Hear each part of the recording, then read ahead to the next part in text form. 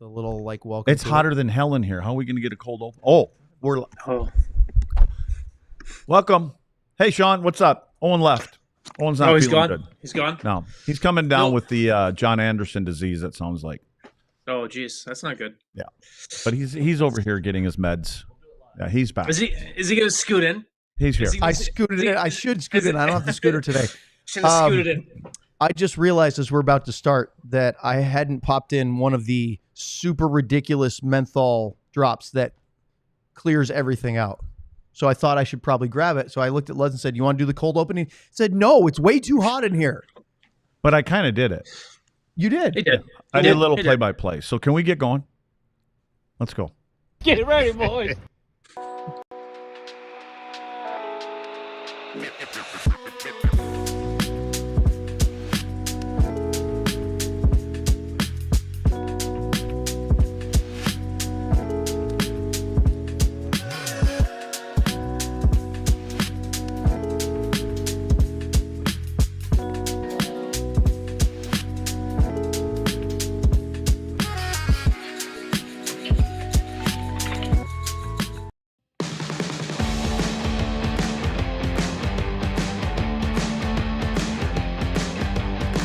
It is Thursday. It is January 23rd, and this is the DLLS Dallas Stars podcast. Welcome inside the podcast studio. How appropriate. Ludz has got his phone on, so I don't know if you Always picked that working. Up, but Always working. He is working the phones. Working the phone lines. He's Mr. Insider. Sorry, Sean, your title has been stripped. You can have it back. I never claimed to be insider. I just claimed to be semi-knows things at time guy. So Sean Shapiro's here. Craig Ludwig's here. I'm here. John Anderson, our producer, is here. We will be checking in with our intrepid beat reporter, Sam Nestler, who attended practice today. Some interesting insights we hope to find out because there were a couple call-ups today and one that caught everybody's attention. We will talk about that in our next segment. But first, Sean, I would love for you to set this up because you actually found this first because somebody sent it your direction. So tell everybody how this whole thing started. yeah, and I think John reached out to the person in question on this, and He did. so, and I don't know if John got a response or not, but so I'll let John answer to follow that up or not. Okay, he did not. So but yeah, I had a couple Stars fans last week now send me a couple messages on Twitter or X or whatever the name of that platform is now, asking me about Jason Robertson and being a problematic person around the team and everything like that. And I was very confused of where this was coming from, and they said like, "Oh well." There was I think that was referred to me as a spicy nugget on the Steve Dangle podcast the other week. And so I had to go listen to it. And I sent this over to you, Owen, and I said, it'd be interesting we figured we should do our due diligence and send it to the person who said it to give him a chance to explain. And so I know John did that, and there hasn't been any response yet. So I guess we'll let John tee it up, but it was an interesting thing to get thrown out there in a show kind of like ours on the YouTubes, on the podcast network world, where just a claim about Jason. So, John, if you want to play it, go ahead. You want to get nuts? Get nuts. JT Miller, how close to both teams signing the deal is JT Miller for Jason Robertson? I think that the Canucks want nothing to do with Jason Robertson or what he brings. Okay. And it's not Jason Robertson that's a problem. I think it's you lose JT Miller and you get Robertson. You don't get a center back. Yeah, you get Robertson who's struggling this year, had the foot surgery, fine. Also, there are rumors about is there difficult? Every player's got somebody around that could be difficult. There's rumors about that. Isn't that JT Miller? Well, yeah, not Maybe you're Jason trading himself. two cantankerous people. Well, when I saw that, because Sean texted me this link and said, go to the, give me the timestamp. That's what I heard. They went on for a few more seconds and then kept going. And my ears immediately perked up. Not trading Jason Robertson for JT Miller. Not whatever else you want to bring out of that, Adam Wylde is the co-host of the show along with Steve Dangle. And he's the one that said that he had heard rumors that Jason Robertson was a difficult person to deal with as a player. And I've never heard that before. Now, Sean, you and I have been covering Jason since he was drafted by the Stars, and we've known him personally. You know the family better than I do. You know Hugh and Mercedes quite well. I think I've said hello to them before, but I don't know if they'd know me from Luds. Well, I mean, I'm sure that they could tell us apart, but Luds, they would see one of you had 2 Stanley Cup rings and the other one did not. So that's how that's how they tell the difference is you have both rings. No. So I have never in my professional career covering Jason Robertson heard anything about him being difficult, ever. If anything, the opposite. He is a super polite, friendly, easy to approach guy. Every time we have practice or morning skate, he's easy to talk to. We all remember he was struggling this year to start the season. And I went up and had a long conversation with him about the foot, about dealing with it, what the lack of offseason was like. And I know Luddy peppered me with questions about it and trying to make sure I got the proper answers and insights. And not one time did he look at me funny or say, I don't want to talk. He was very easy and open about it. So when I heard that, I immediately called Sean. I didn't even text him back. I said, what the heck is this? Have you ever heard anybody suggest that he is at all difficult to work or play with as a teammate? And what'd you say to me back? Yeah, no, I've never. To me, it's actually quite the opposite. And I think something I randomly think about right now actually is Luds the other day mentioned how Jason does all the stuff right around the holiday season and everything like that with all the kids and everything like that. And it's kind of then a little bit of put some good into the world. And now his NHL's game on the ice is a little bit more reflective of that recently. And I as I said to you at the time, Owen, like I don't want to get too like. Sometimes it's good to take a step back and realize that you see different versions of people, and that's okay. But I still struggle to see the concept of where Robertson or even someone around Robertson creates a problem for 2 reasons. One, so I actually sat with the Robertson family at the 2019 NHL draft in Vancouver when Nick Robertson was drafted by Toronto. I actually sat with Jason and Hugh and Mercedes and Nick and the whole family during the draft. And I got to know the family a little bit during that time and wrote a whole story about that. And so I know the family pretty well and I know how they operate from up close. And then the other thing that was just, you try to reverse engineer where someone could be like, oh, this guy's got a problem or problem people around him. And I struggle to find anywhere you find the connection to that at all, unless you're all of a sudden going to be, well, a player taking a holdout makes them difficult or something like that. But to me, it was one of those things where I heard it and sent it to you. And the only reason, honestly, we're talking about it right now, Owen, is because I feel like this show is one where we talk about things that matter to Stars fans and how Stars fans view the world. And I had multiple Stars fans reach out to me about it after hearing that. And they're like, oh, geez, what's the version of Jason Robertson we don't know? Who's this? Where's the boogeyman on this? And I struggle to see that. So, Luds, this is your first chance to see this. What's your initial reaction to that? Well, my instinct is to say, I can't say anything. I've never spoke to Jason Robertson personally. I've never been in the locker room with him. I've never passed him in a hallway. He's been on the bench for a couple of our alumni games as a coach, him and Thomas. So I'm not going to say anything about it because I've never heard that before. And in my opinion, until you're in the room with somebody as a teammate, as a family member, because that's the way we look at us as teammates, I have nothing to say. And I will agree with Sean because he's talked to him obviously way more than I have personally, and so have you. So I would say where there's smoke, there's fire. And there's never been smoke here about Jason Robertson. Never. I mean, now the guy that we're talking about in trade talks, you know, you might need a fire truck to follow that guy around. The JT Miller, Canucks, Elias Pettersson saga has been beyond smoking for a long time. And the other thing I will say is I don't know if you know Derek Tillmans, and he does, it's a military thing. I have met him a couple times, yep. Tilly has glorious things to say about him. So I will defer to that because military guys speak the gospel, right? They're wired the way they should be.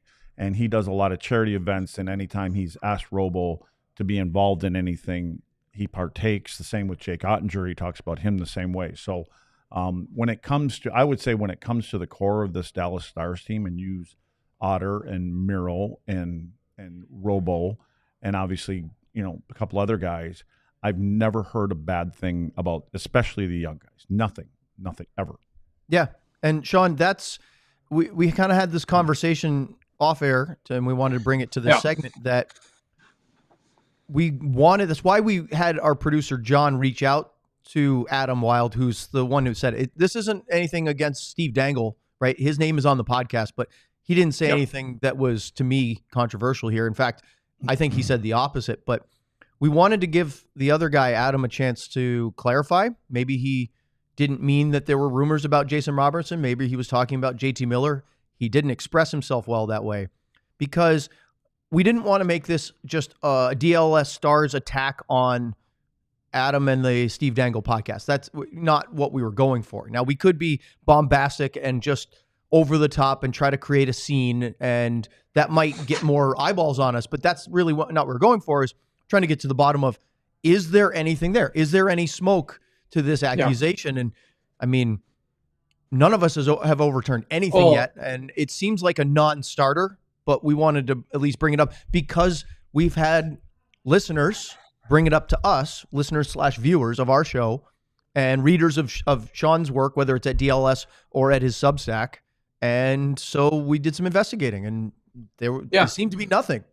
Well, it's to me that the oddest thing is the spot where the immediate response is, well, the Canucks would want nothing to do with Jason Robertson. That's the one to me that is just the part that pops. Like, this is a very weird statement, especially because after we talked yesterday about a potential JT Miller Dallas trade, and if the Vancouver, if it would cost Robertson or Hintz, all of us, the immediate reaction was no, and it wasn't no because Vancouver would say no. It was no because Dallas would say no in a heartbeat for that one. So that's to me where it's like, I don't know where this comes from and everything like that. And to me, I go back to the big part of it. The reason we're talking about it is because I believe this show, and the point of this show is to be a daily outlet and to talk about things Stars fans want to talk about. And I've had multiple fans reach out to me about it. So that's why we did it. The reason we didn't talk about it yesterday was we gave the time to respond. That's why John sent the email. That's why we follow up on it. And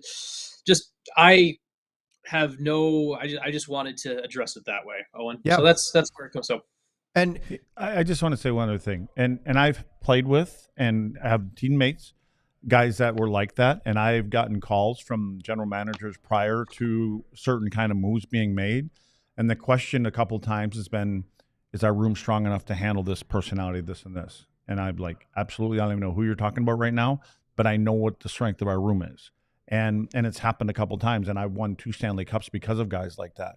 And so if they're talking about this, maybe your room's not strong enough in Vancouver. Maybe they can't handle it. Even if it was true and they were a Stanley Cup contender and a player away, trust me, there's guys in that locker room who say, we'll take care of it. We'll deal with it. Bring him in here because we want to win a championship. Do you think, I know this is more about Robertson, this segment, but do you think the Stars room is strong enough to deal with JT Miller?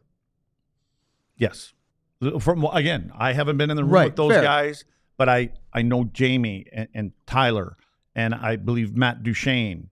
And listen, Matt Duchene had a bit of a rep apparently coming into here, especially coming out of Colorado where he wanted to trade. Yeah. And then the other moves he's been nothing but a delight, from what I understand. Completely, right, Sean? So that should tell you what's in that room. Yeah. Yeah, it's a real good, and I know we got a break in a minute, and I'll have to read, so I'll get to it after that.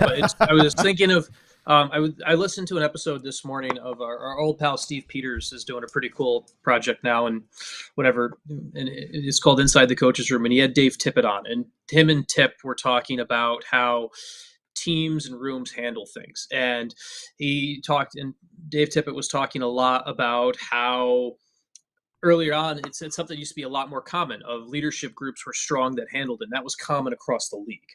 And they talked about how that's not the norm across the league now, but the best teams, and I would include the Stars amongst that group, are the ones that have that core and that leadership that handle things well. It's the reason the Stars, it's the reason that Matt Duchene stepped in so seamlessly after some past history. It's the reason some other guys who may have had a little bit of baggage in the past that would have been on the maybe no-fly list before have since come to Dallas and done well. So, well, how about Tyler Seguin, Sean? Coming from Boston to here. I think that's a little bit more of a media invention. Honestly, I think that's what I'm saying. But that was following him, and he's been nothing but a model citizen for this club. The other thing I would say also is, like, from having guys at the top in Vancouver, and Jimmy Rutherford, Patrick Galvin, those are quality human beings. It just they're not going to bring in they would love they'd love to have Jason Robertson on their team especially at this moment. I don't know any team that wouldn't. So anyway, I'll shut up. No, it's a great point. Look, even if Jason Robertson was struggling, and Sean's right, we do have to break. If he was struggling the rest of this season, the narrative would have been, well, he had offseason surgery and he just couldn't get right. Let him have a full offseason training, and let's see if it wouldn't be until he struggled next year that you start to go, okay, maybe we should think about a change of scenery or something. Maybe he just doesn't have it. The fact that he went through that, struggled, and now is playing like you would expect, top producing forward, to me puts a lot of at ease the question marks that we were asking at the beginning of the season. And I think any team would want Jason Robertson with the way he's playing right now, let alone if he was able to go next summer into a healthy training session, off season. I think we're seeing Jason Robertson as you expect him to be. Robertson, not Robinson, as we heard on some ESPN broadcast. Larry was pretty good. Yeah, he's a pretty good player. All right, up next, let's talk to Sam over at, or at least get a practice report. Who knows where he is right now? Let's find out next. For that, let's talk about the East-West Shrine Bowl. It's the America's oldest college football all-star game, and it's being held right there in Texas on January 30th. Be part of the history in making at the 100th East-West Shrine Bowl at AT&T Stadium. Since 1925, the game has benefited Shriners Children's in its mission to provide innovative pediatric specialty care to improve and transform the lives of children. See some of the nation's top college football players play in this head-to-head competition ahead of the NFL Draft. Some of the largest names in football have played in the East-West Shrine Bowl, like Tom Brady, Walter Payton, Lawrence Taylor, and my dad's favorite player, Roger Staubach. That also includes some Cowboys current players with Rico Dowdle played there. Today's All-Stars, tomorrow legends. The East-West Shrine Bowl has served as the starting point for many noteworthy NFL careers, including 80 members of the Pro Football Hall of Fame and more than 200 members of the College Football Hall of Fame. Tickets are just $20 and use code DLLS when purchasing 2 or more tickets to receive 50% off. Visit shrinebowl.com to buy your tickets today. Let's talk about Shady Rays. Get ready for the season ahead with quality shades built to last. Our friends at Shady Rays have you covered with premium polarized shades that won't break the bank. I wore them on my drive in today. I'll wear them on my drive home because we're in Dallas and there's a lot of sunshine. It's always funny how when we get a rainy day, people in DFW get upset and say, oh, isn't it terrible? It's so gloomy today. There's a lot of sunshine here. So you need a quality pair of shades. Get them polarized. Make sure that you pick your perfect style. Guess what?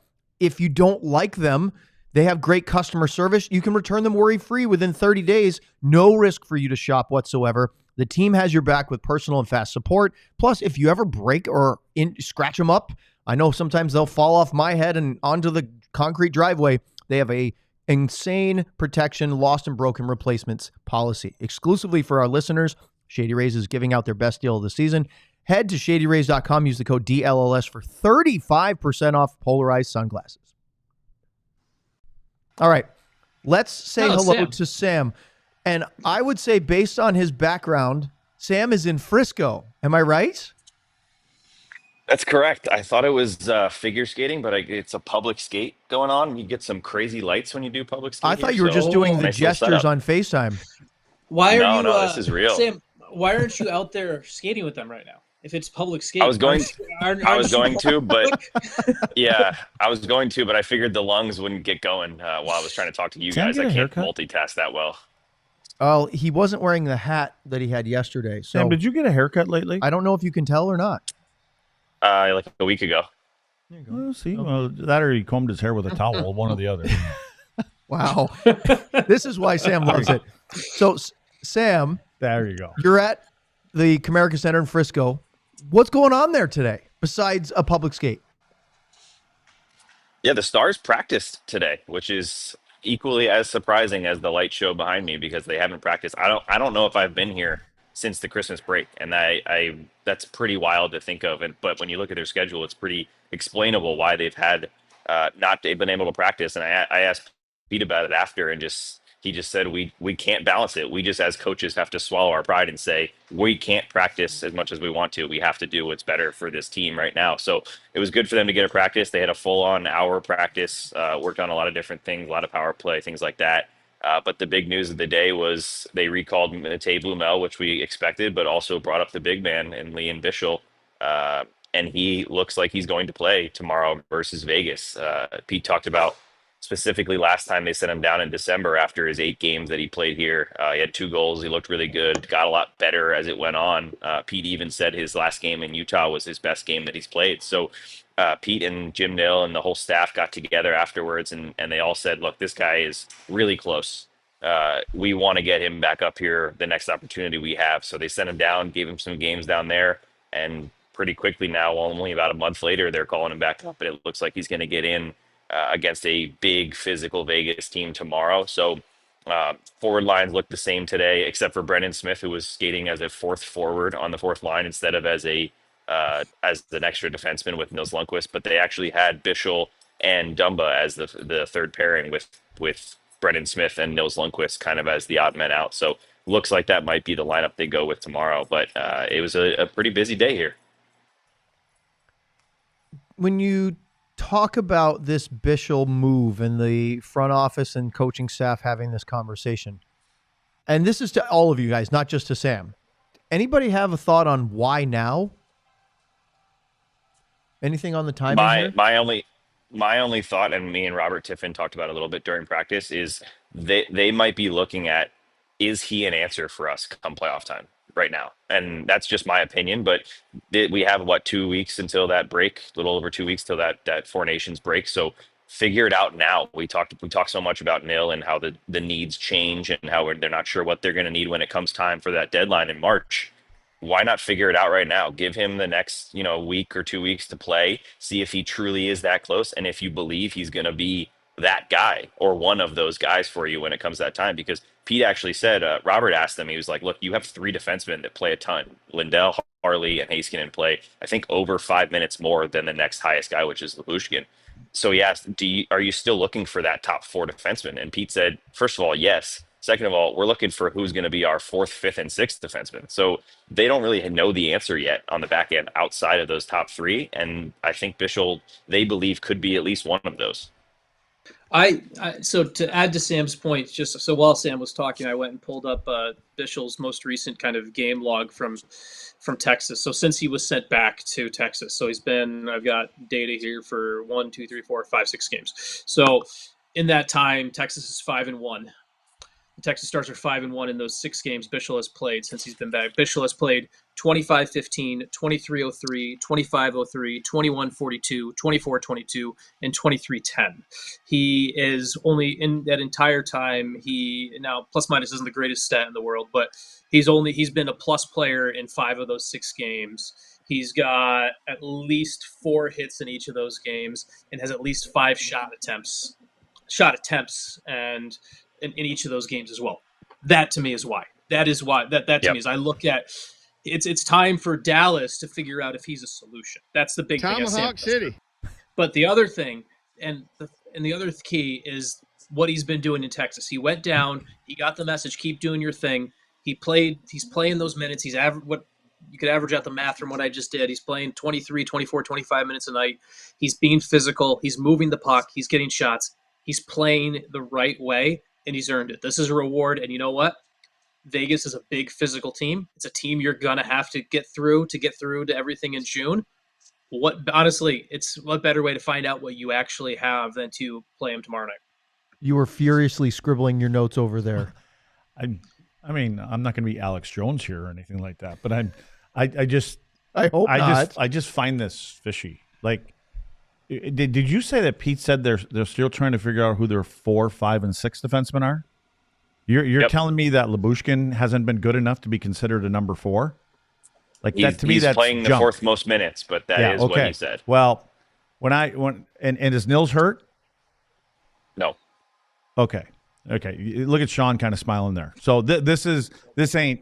There's something else. Just for me, this is something else. Well, let's flesh this out a little bit for the people listening or watching. They didn't even have 8 what do you defensemen during the playoffs last year when we were complaining about it. Now they got 8 defensemen right now. We're going to try to figure out technically if Bichsel can play. Technically they didn't have 6. Well, they have Petrovic down in Cedar Park too. They have 9. I just think, and you've got a defenseman that they just signed, and he's been in and out of the lineup a little bit. And he's got an injury that we don't know how that happened. I don't know. I just think, what does your gut instinct tell you? And then you got Brendan Smith in practice playing on a wing. Like if you have 8 defensemen, you have 2 sets or 4 sets of 2. Yeah, it's easier to actually practice with.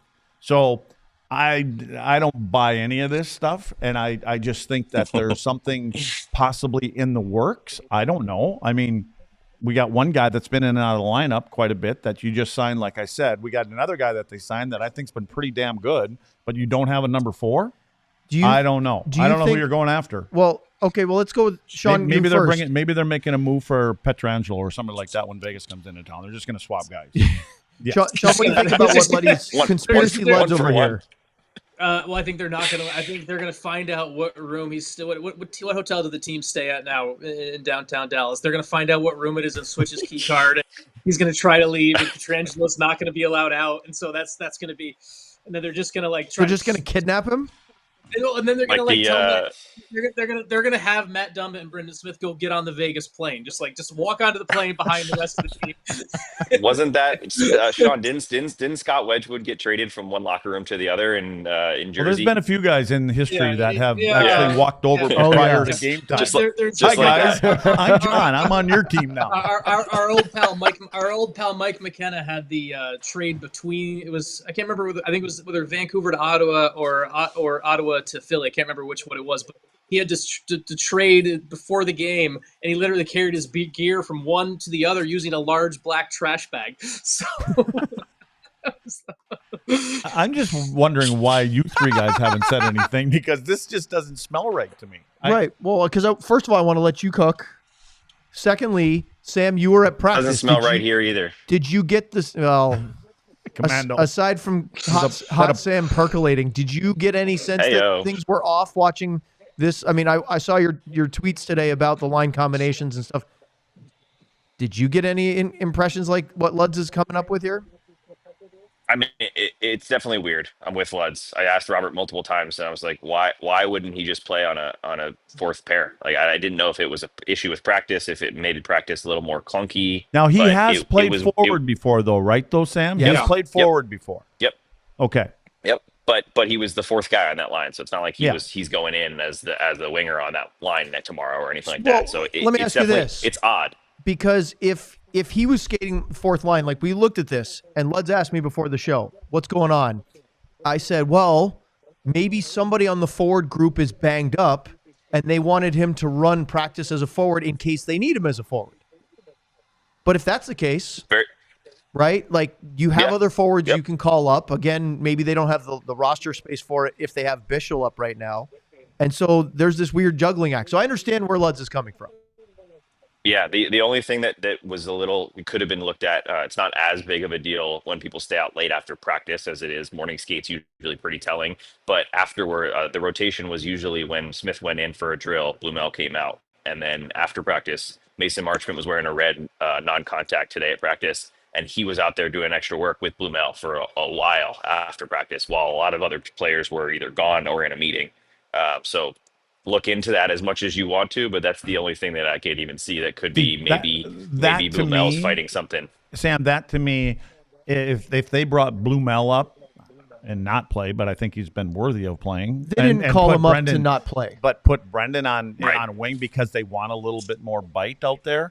But again, Brendan Smith is not a heavyweight. So, you know what I'm saying? And again, that kind of day is gone. But if they wanted to try to add size and a little bite to the 4th line, then they wouldn't have called up Blumel because they would have saved the cap space, right? So that's a track.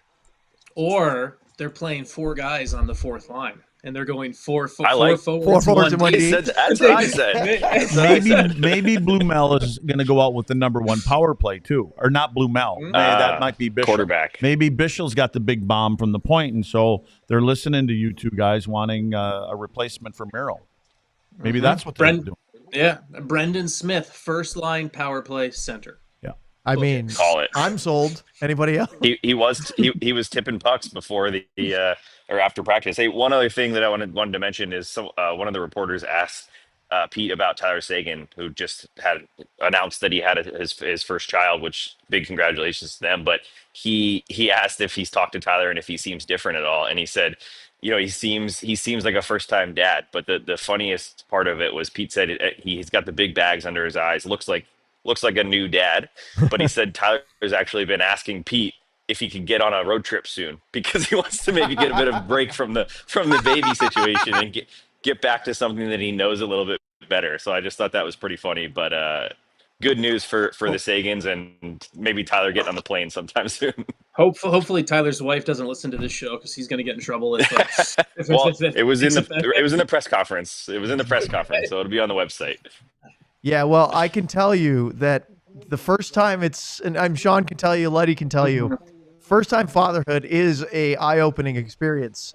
Sam, you're not there yet, but we welcome little Sams and Katie's. We can't wait. I was playing softball all summer, so I don't. So, Sam, you run away, but you do realize that now that you guys are betrothed, you're engaged to be betrothed, you will then have to answer once you when's the wedding. Once that question is the next question is, so when are the grandkids coming along?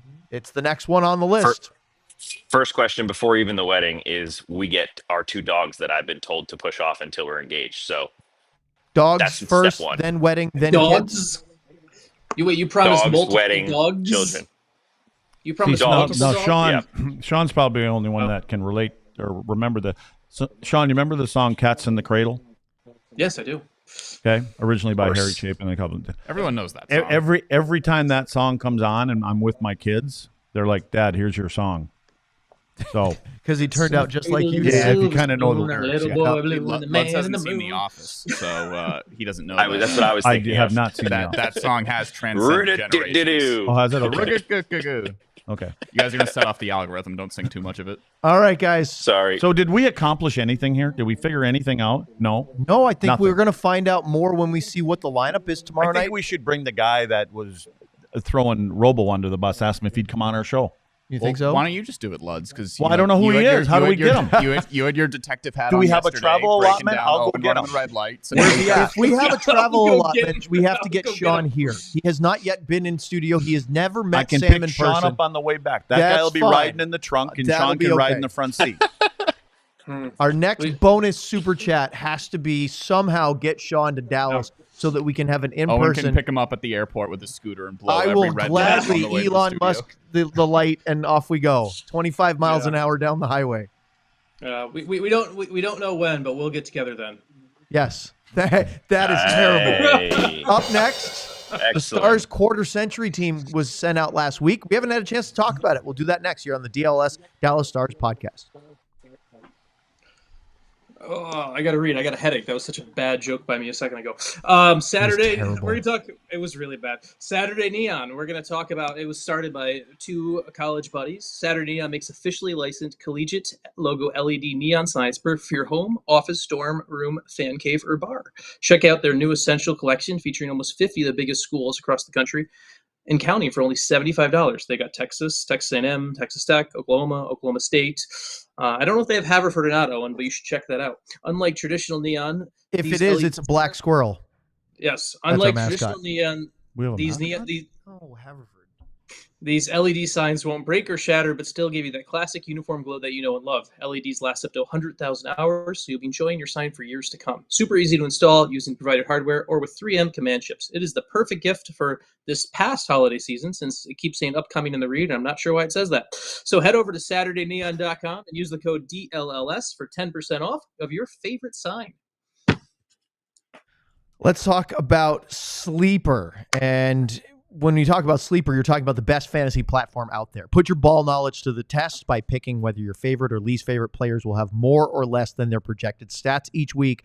Tonight, The Oilers, we're going to talk about them in a little bit. Play the Canucks again. We're going to talk about that again.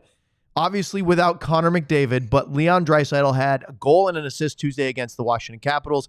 I'll take Draisaitl to record more than 0.5 goals tonight. With Sleeper, the more picks you combine, the more you can win, all the way up to 100 times your money. Sleeper keeps you in the loop with instant alerts for breaking news and major injuries. Stay ahead of the game and keep track of league updates in real time. And so you're always informed and ready to outsmart your friends. If you think you have what it takes, new users can download the Sleeper app and use the code DLLS STARS to get $55 in free entries when you place a $5 contest. Apply it to any contest. Doesn't have to be your first. Terms and conditions apply. See Sleeper's terms of use for details. Currently operational in over 25 states. Check out Sleeper today. All right, fellas. Let's talk about this NHL-derived hype train thing that they've got going on. This is this quarter century team. And you might be wondering, what is the quarter century team? Well, it's not the Mount Rushmore of the Dallas Stars. There's a lot of the guys that you would put on your Mount Rushmore are involved, but the criteria for this, and they announced this, they're ongoing. They've been doing, I think, one team a day for a month or something like that, or maybe two teams a day. And they've been releasing these, and these were picked by each markets. You know, I'm pretty sure Razor and Heika were talking about it as getting their votes in, and some other Stars related personnel. It's from the times frame is January 1st, 2000. So Luddy has already since retired. That's why he's not on the quarter century No, there's team. more reasons than that. And that goes until December 31st of 2024. New Year's Eve we just had. So 25 years. And you're supposed to, the teams were supposed to pick a first team, 3 forwards, 2D, and a goalie, and a second team. The biggest contributors, biggest notable players of the last 25 years. So here are the picks of the Dallas Stars quarter century team. You want first or second team? Let's do first team, please. Jamie Benn, Jari Lehtinen, Mike Modano were the 3 forwards selected. Miro Heiskanen and Sergei Zubov were the 2 defensemen, and Marty Turco was the goalie. Any issues with that at all? It seems like a no-brainer to me. I have no qualms with the first team at all. To me, that's how I would have lined it up when you consider past 25 years. I mean, to me, the time frame is the key, right? Yes, because it's the beginning of 2000 through the end of 2024. Yeah. Has there been any forwards, D or goalies, more impactful than those 6 players in your minds? When did Hatch leave? Obviously before 2000. Yeah. Okay. Yeah, I No. Well, No. It wasn't before 2000, but he wasn't there long enough, right? If you had an all-time team, Hatch wasn't where long enough in Dallas from 2000 through 2024, right? That makes sense. Did Hatch make the second team? Well, let's take a look at the second team. He did not. Okay. Brendan Morrow, Joe Pavelski, and Tyler Seguin were selected as the second team forwards. How can you be there long enough to make the second team, but you don't make the first team? John Klingberg, Esa Lindell were the defensive players picked, and the goaltender was Ed Belfour. So, I'll go first. My only point of contention of these 12 players selected is a Hall of Famer, and it's Ed Belfour. And it's not because Ed Belfour doesn't deserve all the accolades of winning a Stanley Cup with Dallas and being a phenomenal goalie in his NHL career. It's this particular team is all about the time frame criteria, which is from January 1st, 2000, until the end of the 2024 calendar year. So 25-year span. Ed Belfour simply didn't play enough and play well enough over the time frame that is given, because it's after this. Yeah, they got to a Stanley Cup final. Great. I'm not discounting that. But over a 25-year period, Marty Turco is the slam dunk best goalie of that time frame. The other 3 guys I would bring up that I would put ahead of Belfour in no particular order are Ben Bishop, Kari Lehtinen and Jake Oettinger, because they've been with the Stars during that 25-year period longer, played more games, and won more games, and been more of an impact. And again, I just want people to know, I'm not saying that Ed Belfour wasn't a huge impact with the Dallas Stars. They have a Stanley Cup because of him. This is nothing against Belfour. It's just about over that time frame, how long did he play for the Dallas Stars? Well, I got to admit, I did send a text message to one of the guys that you mentioned when I saw, and it was basically Ed Belfour on team 2, Marty Turco on 1, and I went, uh-oh, this ain't going to go over well. That's all I said, and it was made to me very clear. It's from 2000 on, which I didn't care. That wasn't my point. And he goes, got it. Yeah. So if it was from the beginning of the Dallas Stars in 1993, then I'm going to be bringing this up with Mr. Belfour in a couple days. I'm sure you are, and I'm sure that you have a bunch of ex-teammates. And Marty will be there too. You can't wait to chirp them on that, right? But the simple fact is Marty Turco, over the time frame we talked about, played 509 regular season games and had, Sean, arguably the best single season in Stars goaltending history as far as the goals against numbers. He set the time, I have to double check to see this, he set the modern day record for save percentage, and that in his first full season as a starter.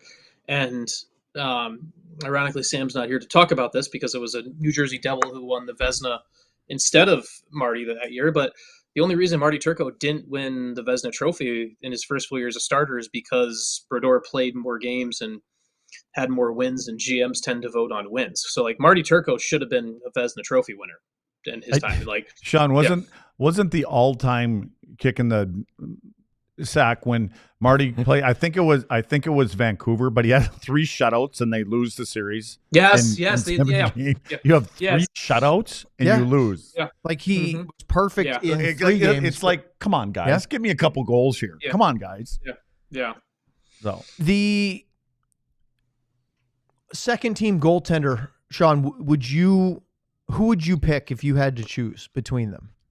My first thought would have actually been Ben Bishop, because it's just I look at the timing, and as we said, you just went through the whole thing of why Belfour is, if this list included 99, obviously that time frame changes a bit, but for me, I think Ben Bishop's time in Dallas is actually severely underrated. He's another guy who probably should have won a Vezina trophy based off his during his 1 year here. He got finished second behind Andrei Vasilevsky.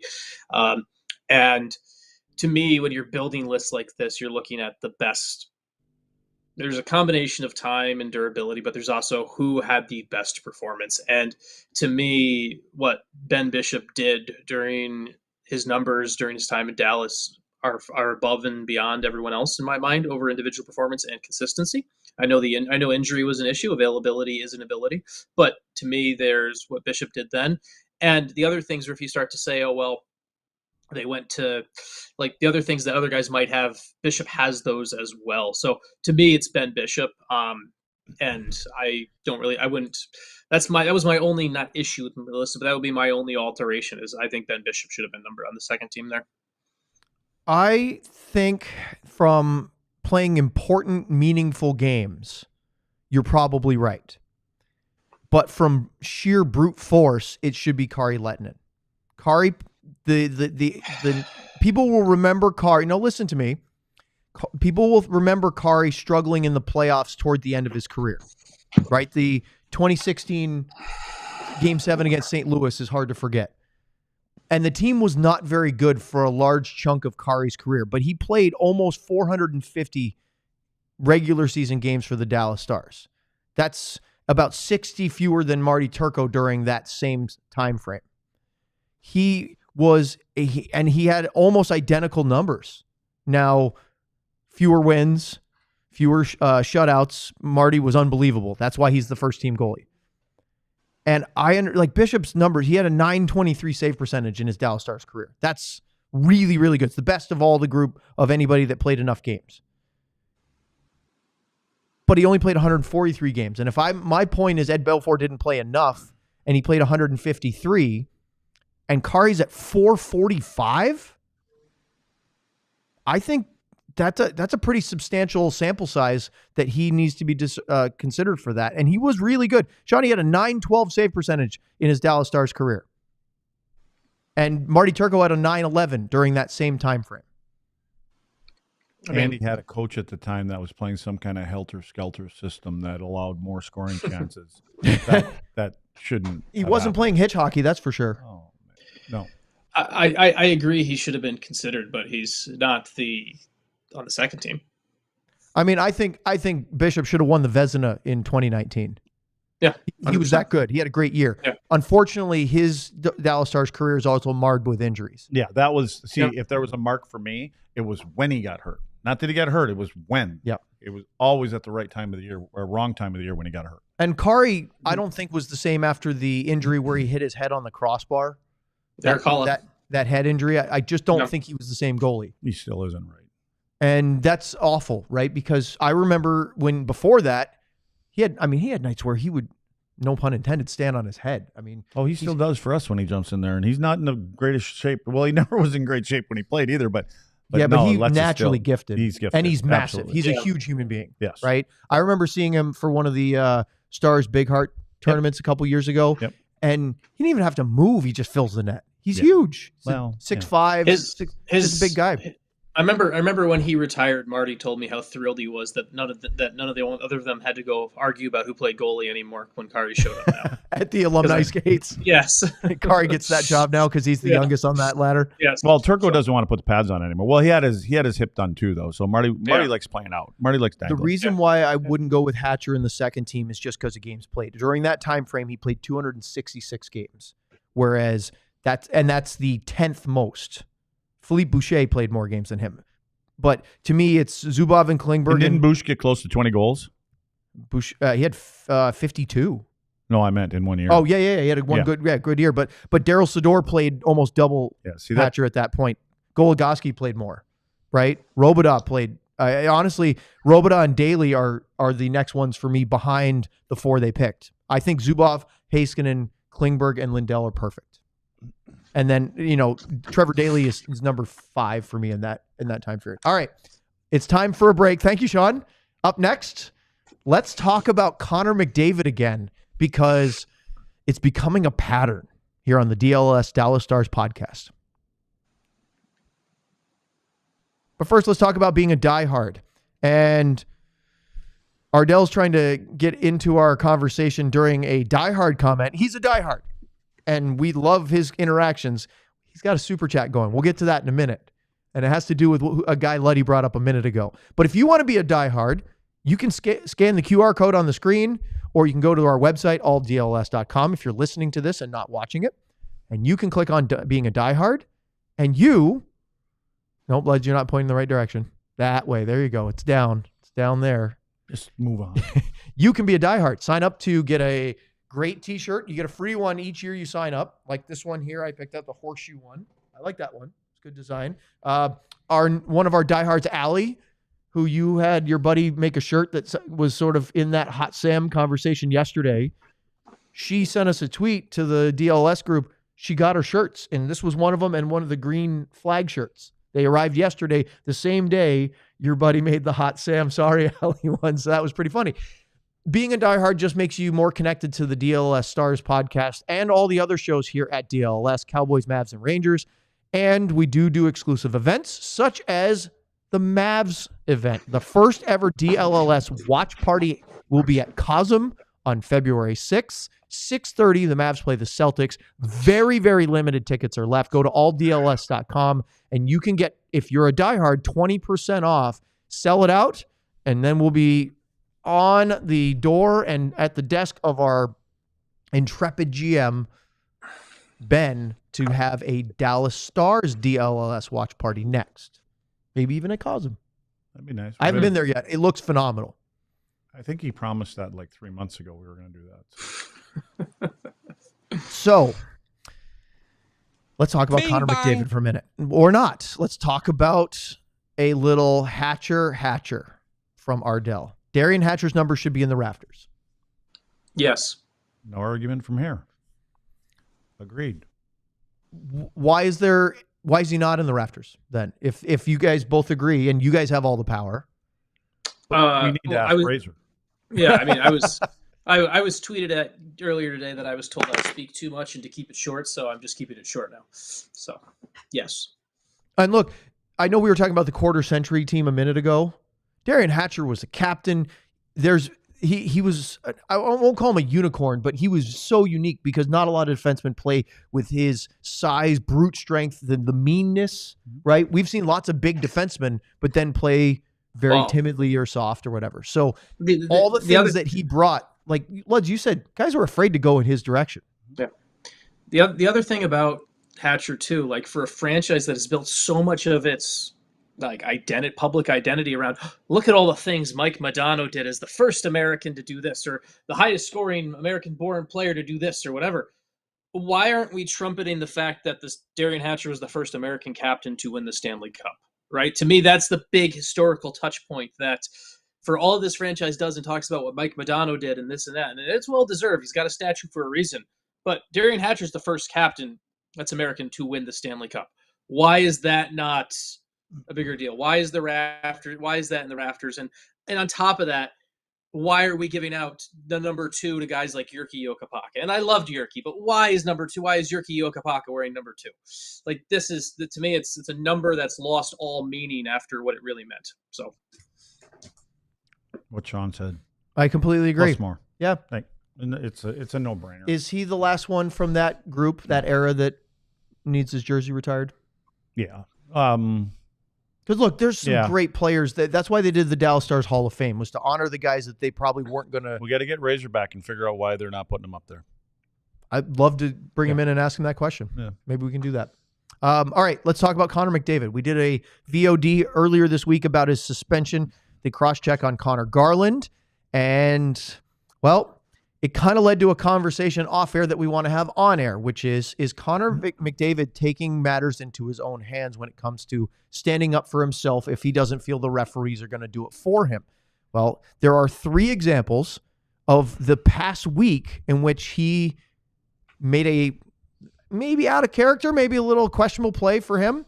The first one, and we have some screen grabs for you, happened on the 13th of January, and this is the Oilers against the Los Angeles Kings. And in the second period, Alex Laferriere, forward for the Kings, has the puck at the very top corner of the screen. McDavid is going after it about a little under 3 minutes to go in the second period, and he takes an angle to hit Laferriere, and then he goes high. You can see the elbow go. Laferriere kind of ducks it a little bit. Yeah, please describe that right. Watch his head hit the dasher, snap hard to the right. So, yes, look, McDavid wasn't penalized on the play. He wasn't fined. He wasn't suspended. Go back 2 frames, would you, John? Nope. Keep going to where he's just getting planted himself. Again, for the folks. Okay, right here, This is going to be a shoulder-on-shoulder hit. And it's too late to change. And when the guy that you're going to hit decides to duck, that's what happens. It's still a little high for McDavid. Not if he takes the hit like a man. When he wants to duck like that, McDavid is literally inches away from contact of shoulder to shoulder. So if the player in the white jersey doesn't duck, like watch him go down in the next frame. Now he goes down. It's hard to see right there. Yeah, but he goes down, and now McDavid doesn't hit here. He rolls off his back. Like, I'll show you a cross-check in a second. I honestly think it was, and he has a stick to hit me on purpose. I don't think that was a particularly bad hit. It was a bad result, Sean, because Laferriere gets his head caught on the angle corner of the dasher, and then Kapanen comes off the bench in a questionable change and grabs him, and they start doing a wrestling match. And Laferriere actually gets a penalty because he kind of hog ties McDavid. And so what's happening here with player safety is sometimes they're having a hard time figuring out when a player puts himself into a vulnerable position. Right. And they turn their back, you're going to hit, and all of a sudden you see it on the boards all the time, and then they turn their back to him. Right. You know, and again, right. They're like, well, you're not supposed to hit me from behind. And on those player safety videos, they will explicitly say the receiving party did not make a discernible change in his posture. In this one, he does duck a little bit. Fine. He wasn't suspended or fined. Laferriere served his penalty, but then he left, and he's been out with a head injury since. This is for me. This is on Laferriere. I mean, not like okay. what else do you want McDavid to do on that play? Like that is we make all the like that's a hockey play right there. Yeah, and that's I'm not saying that was a bad one, but that was the first one that was brought up. John, can you go back to the last one real quick? The last image of it. I enjoy looking at this where you've got a couple players like covering their faces, and Leon Draisaitl is somehow just like adjusting his visor like middle of this. Like I'm enjoying the player background reaction to this, where the big German who's about to potentially get hit in the stick with his face is completely impervious to what's in front of him. I just couldn't help but watch that. I'm sorry, I got distracted. I can't believe I missed this detail. Remember last week we showed the slew foot by Adrian Kempe on McDavid. That was in that game. Later in the game, and that I don't know how I overlooked this. We thought it was because McDavid got kicked out for checking from behind on Kempe 3 years ago, but that slew foot was probably more because his teammate didn't come out for the third period and has been hurt since. So sort of like an instant response kind of thing. Yeah, but when you look, again, I think that slew foot was gross. That looks at that. You're going to understand what happened. Yes. You know, and again, like McDavid doesn't skate like a normal human being. So he's going to arrive. If you're going to take a hit from any other player in the league, he's going to arrive a lot quicker than that player is. And you kind of time yourself for hits. 2 days later against the Minnesota Wild is our next incident. And here's McDavid drop the puck here, and he's leaving it off for his teammate, Leon Draisaitl, and he catches Marcus Johansson of the Wild with what people have been calling a chicken wing. Johansson was hurt on the play, and he did not return, and the Wild were very upset. McDavid was not penalized on it, and he would later score the game-winning goal in this contest. I don't think, Luds, that this is a chicken wing. You and I were talking about this off-air the other day, and you were talking about bending your knee and how it brings your elbow. I actually think when I went back and watched this again, now these are screenshots of a slow-motion replay of TNT. So that's why you're seeing these really brief intervals. I think Connor McDavid is trying to obstruct Johansson by just getting his arms up to make himself a little bigger so that Draisaitl has an extra half second to make a move. He's trying to protect himself. That's what I think. You might say that, but I just think he's trying to box him out a little bit. Is coming. If you went back further, where there are other shots of this live, but he's looking at Draisaitl. He knows what he's in. And it's not like Connor McDavid doesn't have his head on a swivel all the time and generally know what's going on. I don't believe that he thought he was going to get hit. And at the last second, that's why I look at the right leg. And when I see that knee bend like that, he's trying to change course. And when he tries to change course, your right arm, if you're going to kind of turn like that to your left, your right arm is naturally going to come up. Did he make contact? Absolutely, he made contact. But in my opinion, there was no intent to come in here and elbow him in the head. And then even when you look at it, again, he's had some concussion injuries. I mean, and his head pops back. And so I don't know if he even realized how much he was dinged up. But I do not believe that there was intent that I'm going to get this guy with my elbow. I would agree with that. Do you think, Luds, that that's a penalty? Or should have been a penalty? I think you have to call it, yes. Because it's an elbow to the face, right? Or to the head. It's a penalty. But they didn't get it, and they missed it. Sean, what do you think about those two examples? Because the third one is the Connor Garland, the wrestling match, and then he cross-checks him in the head. I didn't screenshot those because we've already talked about it. We did a VOD. It's a cross-check to the head. There's no gray area there. First one I said I think is a hockey play. Second one to me is just the Colorado Avalanche in zone play. And yes, it's the pick play.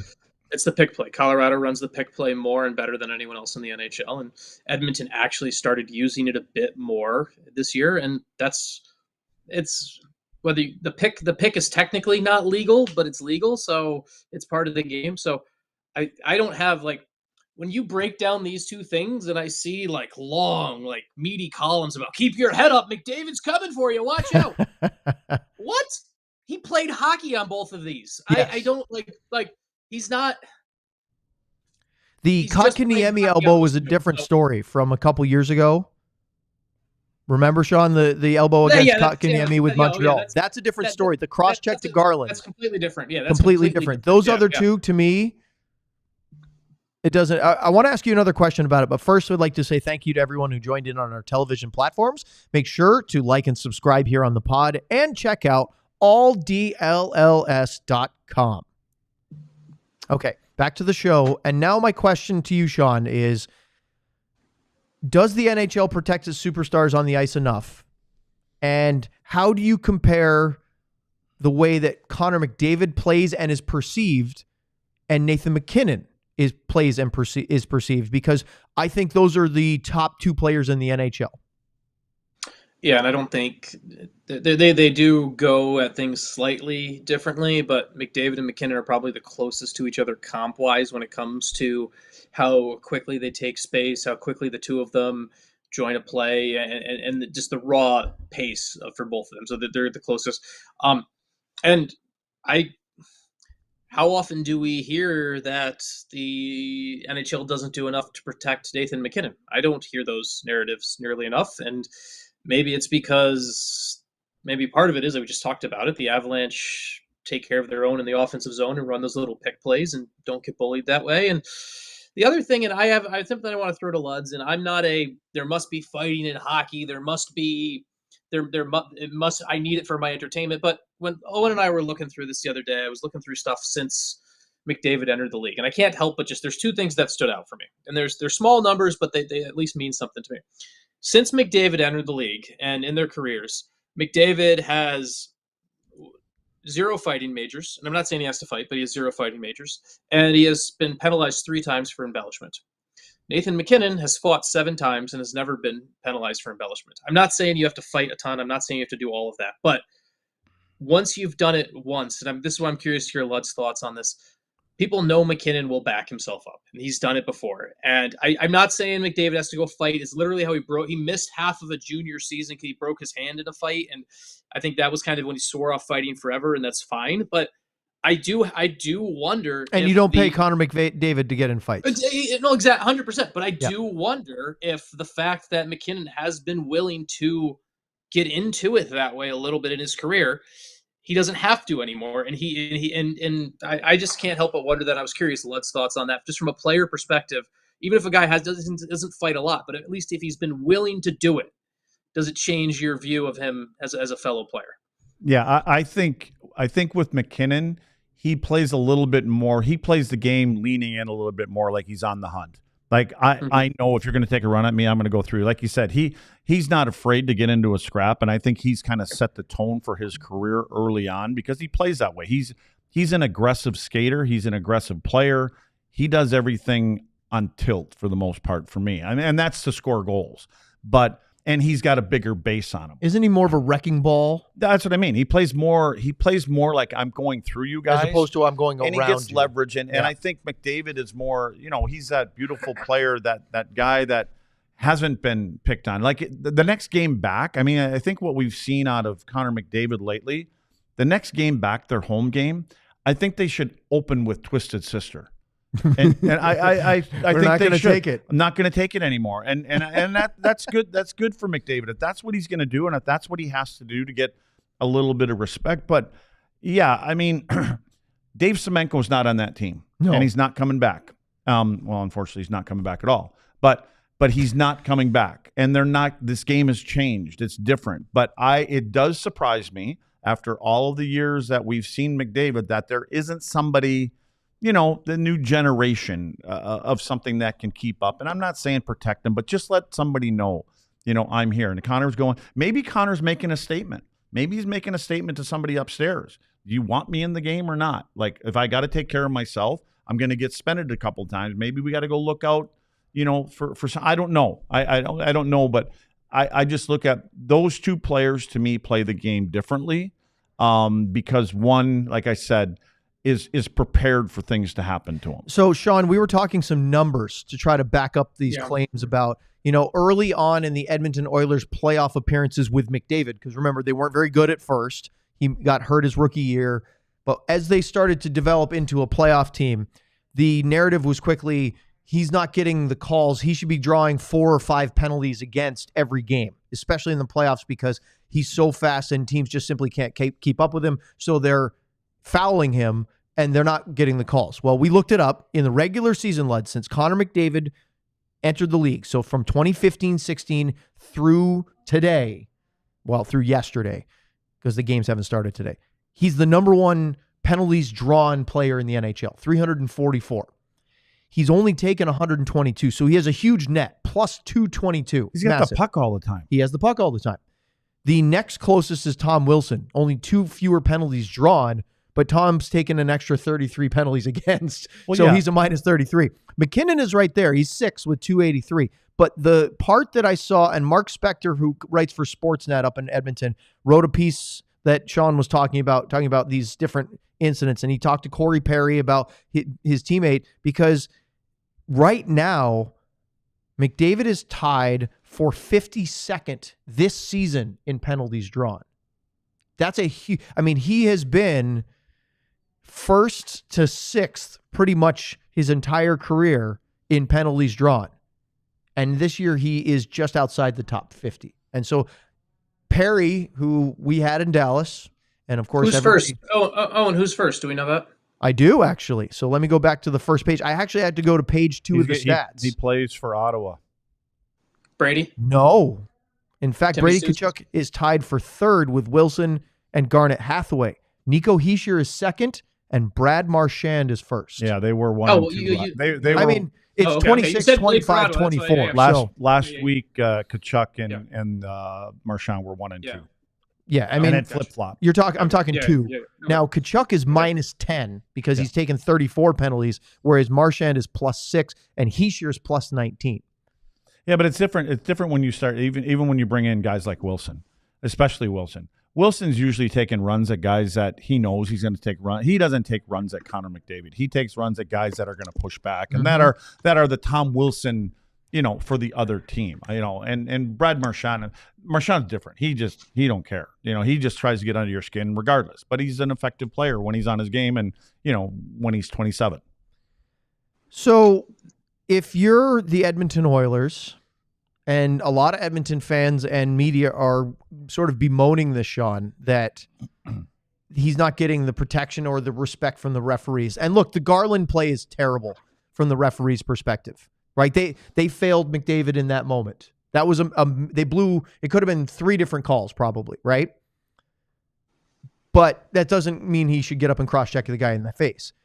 Does the league need to look at how it handles its stars the way that Patrick Mahomes is protected, or Tom Brady in the NFL, or, the top NBA guys? I always use the Michael Jordan rule of he was getting fouls called versus others. There were people that argue the opposite happened, but what do you think as far as the way the NHL deals with this? Now we'd have to bring a basketball expert in because I don't know all of this, but what changed for the Jordan? There's the whole thing. The Pistons won back-to-back NBA titles because using the Jordan rules, right? Where it was, we're going to bully the kid. Yes. We're going to bully they just beat people up on the court. Yeah, and it worked, and Detroit won back-to-back NBA titles doing it. And you'd have to. I don't know. I'm not a basketball guy, so I don't know what changed for Michael Jordan. I don't know if the league changed or Michael Jordan got tougher. I don't know. That's a great question for Mark Stein or one of our basketball experts. So that would be my counterpoint. Is you bring up Michael Jordan's name and you bring that up. I'd love to hear the expert opinion on, well, hey, Michael Jordan dealt with this and got tougher, or the league decided to cramp down and make it easier for Michael Jordan. I don't know the answer to that. So I would love to. I'm going to answer your question with a question that I would love one of you to ask Mark Stein next time he's in studio on that. Well, what about the NFL? You can clearly see they keep changing the rules to protect their quarterbacks because quarterbacks getting hurt. Right? But that's a different position. Completely. Okay, well, I don't like. What if goalies started getting hurt? Do you think the NHL would make rules to try to make sure their goalies weren't getting hurt? They are a protected species. Goalies are no. I know they are, but I'm saying if something happened in the league where all of a sudden something new came up, do you think the league would react and change the rule book to protect them more? Sean Avery turned around, stood in Martin Berdore's face. I think I triggered him here. No. My point is, I'm showing you how overly protected goalies are, and I'm the person who defends goalies. Sean Avery turned around, stood in the goalie's face, and just face guarded him in a game. The NHL that night changed the rule so it was against the rules. Technically, that hadn't been against the rules forever. Someone found a way to make a goalie's life easier, and the NHL changed a rule that very evening. My kid actually did that, and my daughter actually went and did that in her 8U hockey game the other day, and I couldn't help but laugh because she's staying way away from the puck, and she's just standing in front of the goalie and just bobbing her head to block the goalie's view. And it's against the rules in the NHL because Sean Avery made Martin Berdore's life easier. Yes, the NHL does it for goalies. The NFL is also not a fair comp because it's a different position. Everyone talks. It's not just people talk about Patrick Mahomes. This Patrick Mahomes. That. Patrick Mahomes is a quarterback. Quarterbacks are effectively a protected class. Hockey players, and one of the great things about hockey for me, when you look at kind of all skaters can do effectively the same thing. Yes, we have forward and defenseman distinctions and everything like that, but everyone is effectively a hockey player. And so, yeah, so do you have to call the rule book? Yes, call the rule book, but you don't need to be like, we need McDavid rules, we need this, we need that. Just call the rule book like it is. Well, that's it right there. Call the rule book, which they don't always do. No, they don't. But Sean's right. Like, speaking of our Sean, I want to speak about the other Sean. He's an idiot. And but what he's really good at is cameo videos. The cameo things, he's great. It's awesome. I highly recommend it. I'm being dead serious. But if it's a penalty, it's a penalty. That's it. I mean, but if it's a penalty and it's the guy that embellishes and you know he's an embellishing kind of person, we've seen that, then I think you're not going to get the calls. And I don't believe that Connor McDavid is the kind of guy. I've seen him fight through more things. He shrugs guys off and he keeps on skating. And I think now that's what he's done his whole career up until these past few incidents. I think he's sick and tired of it. And maybe this is what's going to open up their eyes. Maybe he had to have one incident. I don't know what's going to happen. But I think if it's a penalty, it's a penalty. And I think the referees are pretty good judges of players now that are embellishing or not. And if a guy's fighting through something, or there's so many soft calls. I mean, for me, there's calls. I don't know. Do we have like 2 a night? We're like, are you really? Yeah. And again, if you're going to make sure it's the same way on the other side, I guess it's kind of all fair. But I prefer to let him play. But again, if it's, I've seen him. There's been a lot of times when I've watched McDavid play. I'm like, I can't believe they didn't call that on him. Honestly, I've said that. Yeah. I've said it. I agree. Credit to him. Credit to him then, and credit to him now for saying no. This is enough. Well, and if you asked anybody from the era in which you played, and Mike Madonna always says this, if McDavid thinks he's not getting the calls, imagine playing in the clutching and grabbing era where you had to skate up the ice with a 200+ pound weight hooked to you somewhere. And Mo never complained. He really didn't. He didn't turn around and go to the referees, and he'd give him a look, and he'd give him that dumb, stupid smile of his. But like, are you serious? It never work? But it never worked. But that was the era. I mean, talk to Mario Lemieux. I mean, he went through it worse than probably anybody. Sean, the last thing I want to add to it real quickly is that there was an interesting quote that Mark Spector had in that article that I referenced, because he talked to a few voices in the officiating community, and he said, this is sort of a paraphrase, but why didn't Wes McCauley or Chris Lee call a penalty on Connor Garland? And more than one person told Mark, and this is a paraphrase, he said, Edmonton's got the puck. The second you blow the play dead, they shoot it in the goal, and now you can't count the goal. You're damned if you do, damned if you don't. Don't shoot the messenger. That's how referees think. And that, to me, is a flaw. Wait, because the whole was referees Edmonton has the puck? They had possession when that wrestling match was going on. So you can't call the penalty because Edmonton has the puck. I'm just reading. I'm telling you, it's a flaw. I'm raising my arm right now. The play keeps going on, and then as soon as the other team touches the puck, they get the power play. I'm telling you, referees are trying to avoid impacting the game, and I've said this over and over and over my entire broadcasting career. What was the score of the game? The instant that you decide, hold on. What was this? Sorry. If the instant that you decide to not make a call because you don't want to impact the play, you are by definition impacting the play. Call the rule book. First minute, last minute, overtime, playoffs, regular season. Doesn't matter. Just call it.